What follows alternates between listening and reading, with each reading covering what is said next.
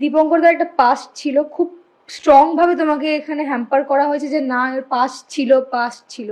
তুমি বিষয়টা কি করে দেখেছো? পাস্ট ছিল, সে পাস্ট ছিল, থাকবে, সে তো থাকবেই, সব মানুষের পাস্ট না মানে আর একটা প্রশ্ন আছে, যখন পাস্ট থাকে সেই মানুষটাকে অনেক বেশি স্ক্যান্ডালের সম্মুখীন হতে হয়, মানে দাগিয়ে দেওয়া হয় সমাজ থেকে যে সে খারাপ। পাস্ট আছে স্ক্যান্ডেলের সম্মুখীন সবসময় হতে হয় না, স্ক্যান্ডেলটা তৈরি করা হয়েছে এবং সেটা করেছে ভীষণ ঠান্ডা মাথায়, তো যেটার জন্য আর কি সেই স্ক্যান্ডেল ব্যাপারটা কি হয় বলো তো? আমি একটু বলবো, বল বল বল। এইটা স্ক্যান্ডেলটা মানে তৈরি করা হয়েছে, না হলে এটা কোনো ম্যাটারই না আজকালকার যুগে। It is very common, very very common যে মানুষের হয়তো একটা কেন মানুষের 2-3-4টে বিয়েও থাকে, 1000টা গার্লফ্রেন্ডও থাকে, সেটা আমরা খুব ভালো করে অ্যাকসেপ্ট করে নিই, বা হয়তো অনেক ক্রাইটেরিয়া থাকলে সেগুলো ভালো অ্যাকসেপ্ট করা যায়। কিন্তু সিন্স এটা আমার পছন্দের বিয়েটা ছিল বা আমার নিজের ইচ্ছায় আমি বিয়েটা করেছিলাম বা ওর সাথে ছিলাম বা যেটাই হোক, তার জন্য একটা জোর করে স্ক্যান্ডেল ক্রিয়েট করা হয়েছে, যেটা হয়তো ভীষণ একটা সিম্পল ব্যাপার আজকালকার দিনে।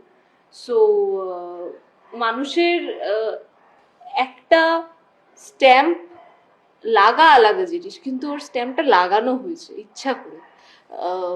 একটা সিম্পল ব্যাপারকে, ছোট জিনিসকে বড় করে দেখানো হয়েছে, অনেক রকম উল্টো পাল্টা কথা তার মধ্যে ঢুকিয়ে, মানে একটা ভীষণ মশলাদার একটা জিনিস করা হয়েছে।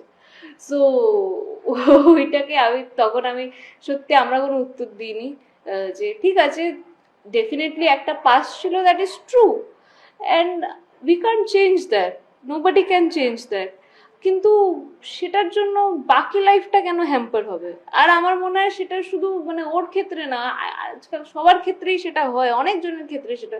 তো তারা তো বাড়িতে বসে কাঁদছে না, ও কেন বাড়িতে বসে কাঁদবে? সেটা ও কেন করবে? তো আর সেটা এক্সপেক্টিভ মানুষ কেন করছে? যে পিপল কান্ট রিম্যারি, যাদের দম থাকে দে ডু রিম্যারি, বা যাদের ইচ্ছে থাকে they do remarry, and that is completely okay. এটাতে স্ক্যান্ডেলের কিছুই ছিল না। হ্যাঁ, আমার নাম ওর সাথে ছিল বলে ইচ্ছা করে এটাকে একটা বড় জিনিস করা হয়েছে, এবং যখন নিজের কেউ সেটাকে তোল্লাই দেয় তখন ডেফিনেটলি মানুষ সেটা বিশ্বাস করে। কিন্তু এখন 2 বছর পরে এসে সেই একই মানুষরা আমাদেরকে বোঝে এবং আমাদেরকে চেনে, আমাদেরকে দেখেছে এতদিন ধরে, অ্যান্ড ওরা জানে যে আমরা ফেক না, আর জীবনের একটা চ্যাপ্টার কোনোদিনও বাকি পৃষ্ঠাগুলোকে লিখতে পারে।